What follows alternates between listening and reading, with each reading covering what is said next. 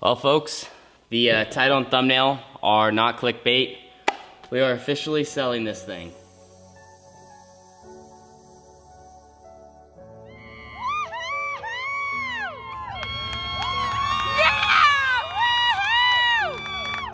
And Holmes trying to figure a way underneath. He's going to take the high road. Coming out of turn number 4 for the win.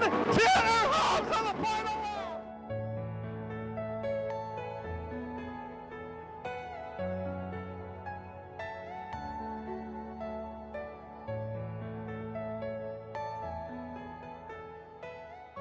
Well, ladies and gentlemen, welcome back to today's YouTube video. Welcome back to the channel.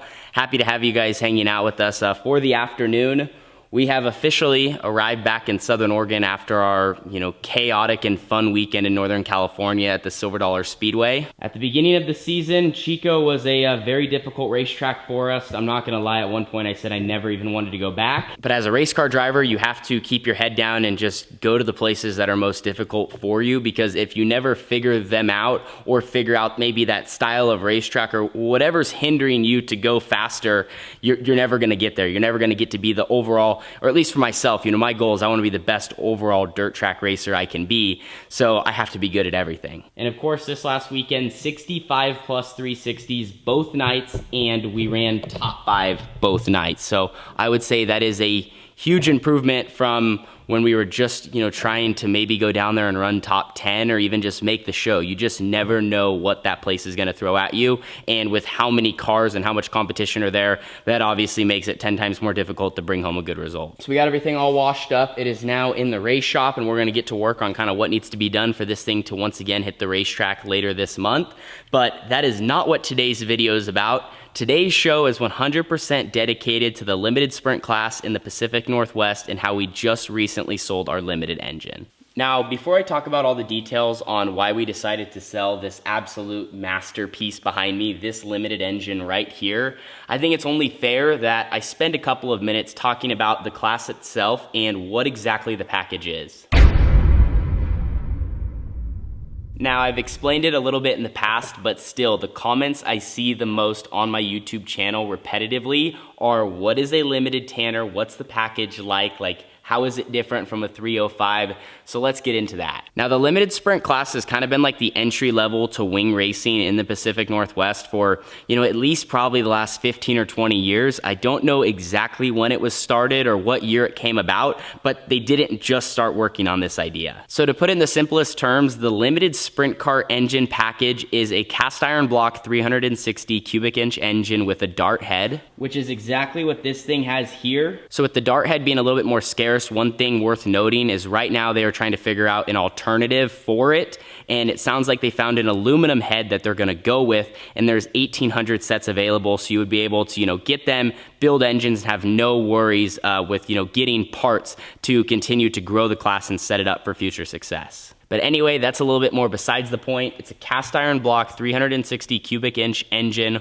with a dart head. It has flat top pistons, it has a flat tappet cam. You can run basically any injection you want. It just, if it's bigger than 2 3/16, you have to have some sort of restrictor in there. It could be a wet sump or it could be a dry sump. And in this class, you can run the normal MSD box and ignition and all that. So hearing all that, this package obviously makes less horsepower than a normal 360 with ASCS heads or an open motor, but in a way, it's still not that far off. Now, maybe I'm wrong, but I would say the top tier limited sprint car engine is probably pushing 600 horsepower, which is only like 100 or 150 less than all the ASCS motors are putting out. And the other thing I need you guys to understand why we're even talking about this is our local racing. In the state of Oregon during 2022, there was 12 360 races. I think in total there was 2 410 shows, and any other winged races in the state were all the limited class, and that is what runs more on a weekly basis. So that's where I kind of find it funny when people comment on my videos and says, Tanner, why don't you just go run locally? Why don't you just hang out closer to the house? Like, why don't you really try to get good at those tracks close to, where you're from? If they ran more 360 and 410 stuff, we absolutely would, and we try to support all the local 360 racing we can, but the limited class has really kind of taken over. So in the next part of the video, I think it's worth noting why we need a division like the limited sprint car class or like a 305 division or some sort of race saver series or crate sprint car class. A division like this is a good opportunity for maybe a young kid that is looking to get into wing sprint car racing and doesn't want to kind of get thrown right to the wolves. It gives them a chance to go out there with maybe other people around their skill level or their entry level and, you know, being new and get the chance to make laps. And then you have the other side of the spectrum from the, the younger kids. You have maybe the adults or the older gentlemen that really want to have a good time and want to go race a wing sprint car, or that's their dream.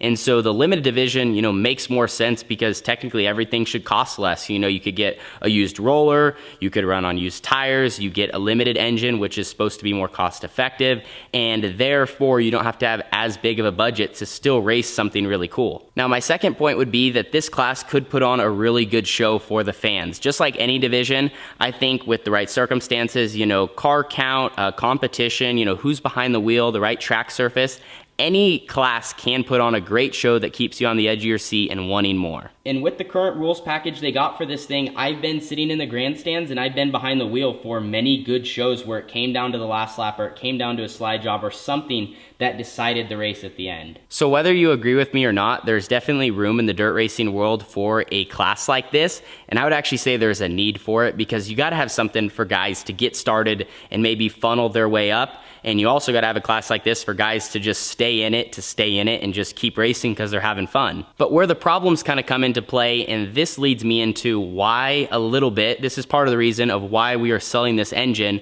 When you have different divisions in the same type of cars, you gotta have enough separation to where it works.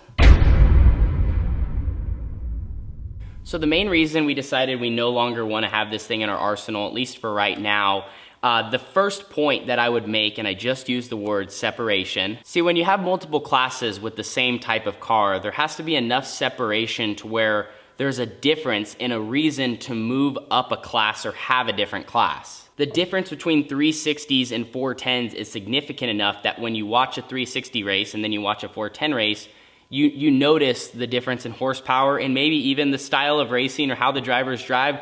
Or, for example, when you watch a 410, a World of Outlaw race, you realize you're watching the best drivers in the world, where maybe on more of a local 360 show, you would notice that they're not the best drivers in the world. And it doesn't mean they aren't good. I'm just saying, for example, there's that separation, there's that difference. And see, with the limited class, I feel like it is too close to a 360. It definitely has a little bit less horsepower. But this engine here behind me, for example, this thing runs really well. Obviously, it doesn't run like my 360, but in a way, it's not that far off. So horsepower-wise, they're too close, I think, for them to be two different classes. And then cost-wise, what guys are having to spend on a good limited engine to be competitive and to have the horsepower needed to go and win races, you could put that into a 360 or a little bit more and have a really solid engine that could compete on the West Coast. So horsepower and price-wise, I'm not gonna say they're the exact same, but there's not much of a difference. That's the word I go back to.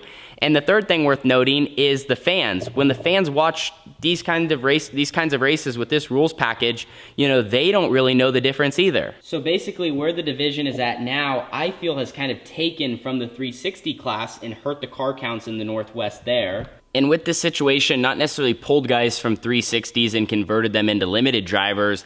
It's actually more that because of how popular the limiteds maybe got, and then racetracks realized how it was cheaper to have a race for them, you could pay out less and still get a bunch of cars and still pack the grandstands. Slowly over time, we've had less real 360 races. And as there's less 360 races, guys don't maybe want to drop to the limited class, and then maybe as they get older, they move out. And do you see the trend I'm talking about over time, how popular the limited got and how close it got to a 360, it's actually killed the real class and made it more difficult for it to grow and now come back up. And now my second reason and point that I want to make, and I gotta say, I mean this with the most respect, but since it is, more of a rookie class, I would argue that it is a little bit more dangerous just because of the skill gap that's on the racetrack. Just a couple weeks ago at Willamette, when we were out front leading, we're absolutely ripping and the cars up front are, and we're lapping guys and sliding and whatnot, but you're just racing around, much slower traffic, which lap traffic is 100% a part of what we do. That is racing. But can you understand my point? You know, my sister, she got hurt earlier at Cottage Grove Speedway due to an incident. It's just a little bit less awareness that each driver has because, you know, they are new and they are learning. Now, my third point that I make that leads us a little bit away from this, and this goes hand in hand with the difference, but this is just not as limited anymore as maybe it once was. What it costs to get this horsepower, you could spend and get a very good 360 that is competitive at many racetracks on the West Coast.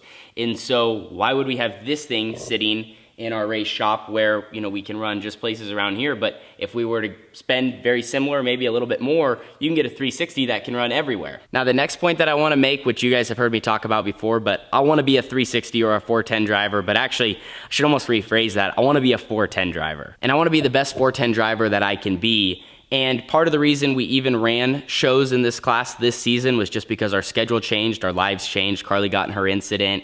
We weren't able to go to the Midwest, so in order to race, we had to race, you know, stuff that we weren't originally planning on, which is totally good. That's how life goes. But as I've told you guys, my goal as I progress and, you know, want to be a Kyle Larson, a Brad Sweet, a Brent Marks, a Donnie Schatz, you know, obviously you gotta run with those guys. So our goal moving forward is obviously to run that as much as possible. And I guess I should say, with all of this, don't get me wrong, everything I just mentioned went into the decision, but we're getting rid of this bad boy, which I have to say again, was a great engine. It did its job. We won races with it. It makes a ton of power. I'm very thankful and blessed that we got to have this thing in our shop, but we are making room for some bigger fish.